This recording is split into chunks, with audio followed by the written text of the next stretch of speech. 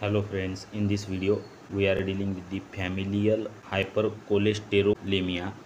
It is an inherited disorder in which homozygotes have a markedly elevated level of cholesterol in their blood, while in heterozygotes the level is twice that of normal individuals. This results in the deposition of cholesterol in the skin as yellow nodules known as xanthomas, as well as formation of atheromas that can cause death from myocardial infarction during childhood. The molecular defect in familial hypercholesterolemia is the lack of functional LDL receptors.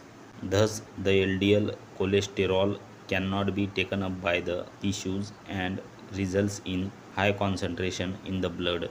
Homozygotes can be treated by liver transplantation, while heterozygotes can be treated by inhibiting HMG-CoA reductase with lovastatin and reducing the intestinal reabsorption of bile salts, thereby decreasing the blood cholesterol level.